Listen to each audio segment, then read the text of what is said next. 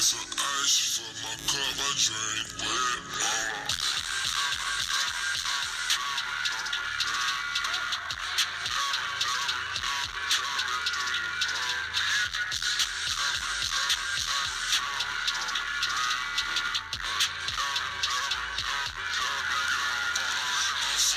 Yo, what's up, YouTube? Today is November 1st, 2021. Happy New Month.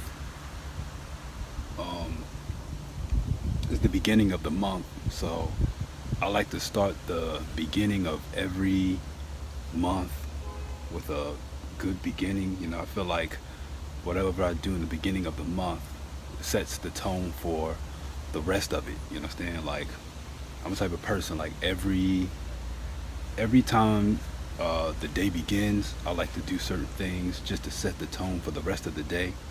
The beginning of every year, I do something. I may exercise or try to reach some sort of goal of some sort, just to kind of set that tone for the rest of the year, right? But anyway, I want to talk about relationships. Um, I want to talk about relationships and the effect that um, I want to talk about relationships and dating, okay, in the dating market, and just what I've seen and just my opinion on certain things, and why I think that I hate talking about black women on all my videos, but it always seems to just come back when I talk about relationship. It just always comes back up. So I guess I'm gonna go ahead and talk to black women as well about dating and relationships and what I think some issues. It's not necessarily relationships that I think is totally the problem. I think that a lot of people, um, especially a lot of women, black women, are not um, they don't really have a clear understanding of how dating relationships, how it actually works. They don't seem to realize that it's actually a market. You know, dating and relationships is a market. It's like it's just like the economy. Like I said this in one of my last videos, how dating and relationships is actually a part of the economy. And I think a lot of people, they want a wife, they want a husband, but they don't want to be competitive for the thing that they want. And I think I said this before, that anything that is worth having is not going to be easy to get. If it's worth having, then it's not going to come free. You have to work for it. If it has value, why should you get it for free then, if it has that much value to it? You understand what I'm saying? So I think that um, a lot of girls, little girls, black girls, but all girls, little girls, they're given a certain idea of what to expect when they get older. When it comes to husbands, when it comes to finding a husband, they got this. I feel like you have a lot of grown women out here who are still expecting from life the same things that they were taught as a child. Like, this idea that um, the prince and what they call it, the knight in shining armor will come and sweep you off your feet, and you're going to take you to a big castle and take care of you for the rest of your life, and y'all going to live happily ever after. And that's not the way it works for real. Dating and relationships it's a competitive market. It's an economy. It's almost an industry. It's an industry. You can actually make money when it comes to marriage and things like that. And I feel like a lot of women, their approach to how to find a man is a little off a little bit. They may not they have this idea that you're just going to sit here and be pretty and that the man just come up to you. And once again, like I said, I kind of understand that, but you have to have a strategy to that.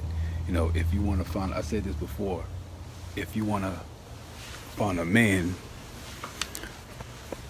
if you want to find a man, you have to have a strategy to, you got to have a strategy to get what it is that you want. You got to have a strategy with everything. Everything is planning. I realize that's one thing I realize in life. is everything is planning. It's all about, it's like playing a game. You're not gonna just go into a game and just start playing. You gotta have a strategy, you gotta have a plan, you gotta have a playbook, you know what I'm saying? A backup plan. Like, okay, if this happens, we do this. If this happens, I'm gonna do that.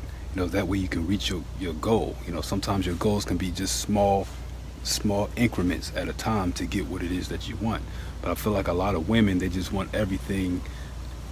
They just want the whole package deal, you know. But life is life. One thing I learned is in life you have to make trade-offs. It's trade-offs and sacrifices. Like, for example, like me, right? I would like to have a woman who is a perfect 10, right? I would like to have a woman who is she cooks like a chef. You know what I'm saying? She wants to have sex like 3 times a day. You know what I'm saying? That would be nice. And she's you know, just perfect at everything. The perfect woman, exactly what I see in the magazines and what I see on TV. That's what I would like. But I know that I can't have everything. I know that, so I have to do a trade-off, right? I might have to sacrifice. Okay, let me just get a woman who's an average woman. I might have to get a woman who's like a 506. I might not be able to get a perfect 10. She's a 506, but she has a great personality, right? I might get a woman who, she's not good at cleaning, right? But she's a really good cook, right? So that's a trade-off. Fine. So might get a woman who doesn't want to have sex 3 times a day. But hey, maybe I can get a woman who wants to have sex maybe 3 times a week. Okay, fine. But some people will say, well, that's settling. Why would you settle for that? But that's better than what you would have now. If I was single, that would be better than what I would have. That's you have some.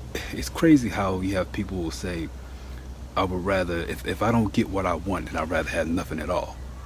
That doesn't even make any sense. That's like if I come up to you and it's like if you need $20, right? And I say, well, I don't have $20, but I can give you $5. I got $5 I can give you. And you're like, well, if you're not going to give me a whole $20, then don't give me any money at all. That's stupid.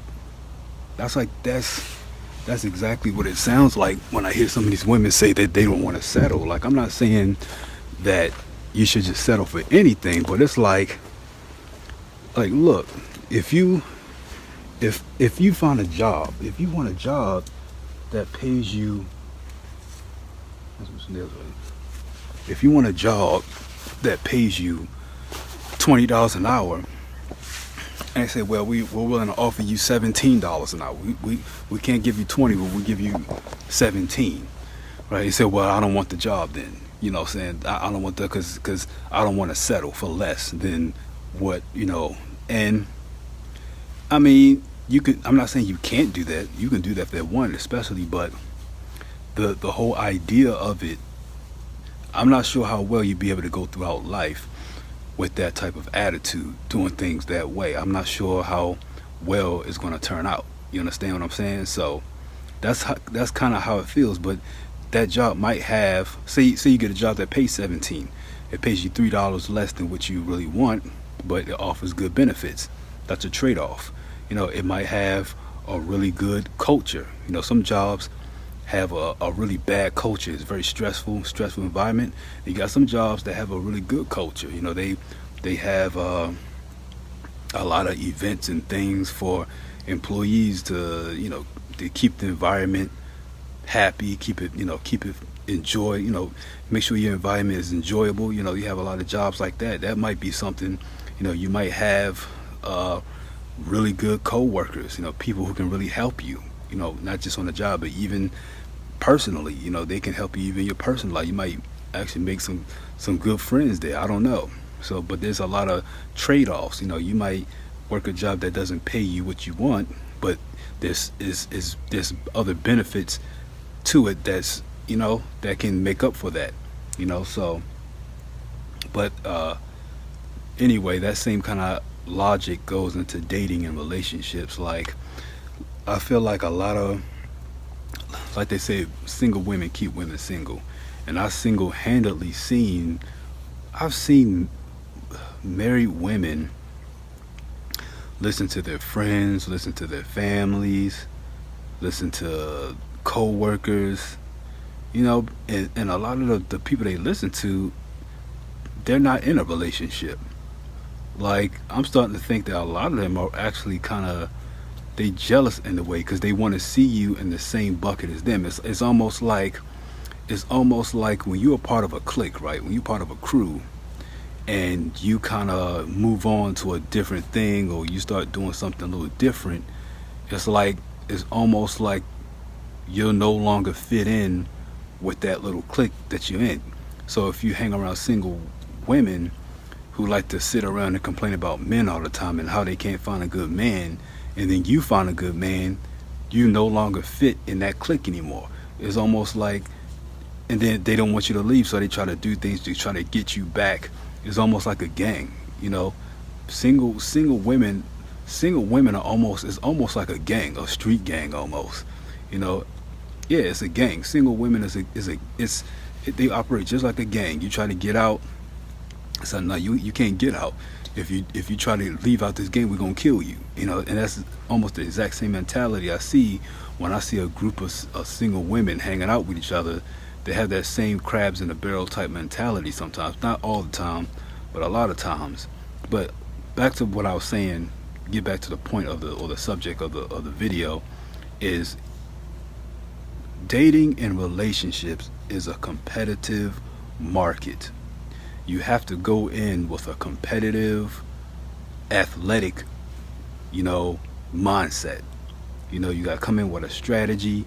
Like, we have women who are married and they have a good man. Maybe not all the time, but a lot of them, they may have a good man, and they're constantly disrespecting their man. They're constantly giving him a hard time. And I think they don't realize that that person, see, I think when people get married, they get comfortable, right? It's so funny how you hear stories of people who have been boyfriend, girlfriend for like 10, 15 years, and then as soon as they get married, they start having relationship problems, like their marriage falls apart. And I'm starting to think the reason why is because they just simply get comfortable. See, when you're boyfriend and girlfriend, there's always that low level threat where that person can leave anytime. But it's like when you get married, it's like that threat is no longer there. So now you can just do whatever you want. You can let yourself go. You can gain a lot of weight. You can start being as disrespectful as you want. You can have whatever attitude you want to have. You know what I'm saying? And I think that's one of the things that I think goes wrong in some marriages, is that people just simply get comfortable, and you have to keep that low level threat there, that this person can leave at any time. I can do what I can leave at any time. I don't have to be with you. It's a low level threat. It's a low level, and what it does, it kind of keeps you on your P's and Q's. It keeps you in that competitive type. It's like if you're a woman and you go out and your man can leave you at any time with another woman, it kind of keeps you in check. It makes you go to the gym. It makes you cook for him. It makes you be more romantic. It makes you talk to him a little better, treat him a little better. Same thing, vice versa. The man, if he knows that the woman can leave him at any time, he keeps himself together. He makes sure he keeps a job, or try to stay loyal and not cheat on her, because he understands that there's a low level threat there, that she can leave and he can be short. So yeah, I think that when it comes to dating relationships, I think a lot of people have a fantasy, what was it, speak it and speaking into existence, they say. Like, they're trying to manifest it by just saying it. Like, I'm not saying that that's not possible, but you got to be practical, man. You have to be realistic. You got a lot of females out here who are so unrealistic, and a lot of them are setting themselves for a lifetime of loneliness. They're going to be lonely for a long time.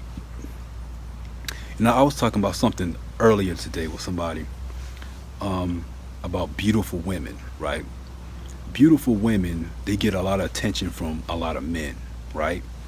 And a mistake they tend to make is that I see is because they get attention from a lot of men, they think that they have a lot to choose from. Okay, so they come across a good man, a man got his stuff together, he's a good man, and she'll reject him. And the reason why she rejects him is because she thinks she has a lot of options. She thinks she has a lot to choose from because she got all these men, trying to talk to her, trying to come at her. But what some of them don't realize, especially the young women, the young, pretty, young, beautiful women, they don't realize that out of all these men who are trying to talk to her and trying to get with her, only a small handful of those men are actually really good men. You see that? So you have all these men talking to you, but only a small handful of them are actually good men that are actually even worth your time. But they may not always realize that. You see that? So some of these pretty girls, they think they have more options than they really do, because they're kind of blinded by it. They're not thinking that. All they're thinking about, oh, I got all these men trying to talk to me. Yeah, but how many of those men are actually husband material? How many of those men were actually going to take you seriously, though? That's the question. And it's not many, right? And once you realize that, now she has a more accurate measurement of how many options she really has, which is not much. That's why you got so many. I'll be seeing pretty girls, they reject really good dudes, and I watch them do it, and I'm like, that dude that you reject, that was a real good dude. And dudes like that, they don't come a dime a dozen. They don't. And it might be years before you come across another one like that. It might be a long time before you come across another one of those. So yeah, I think you just have to be a little bit more competitive. You have to be more realistic. And I think parents, especially fathers and mothers, need to do a better job teaching their daughters. I'm loose saying that too, because you got a lot of parents, because we're in a different generation now, right? We got millennials, Generation X, we got a lot of crack epidemic, a lot of, we're still kind of affected by the crack epidemic as well.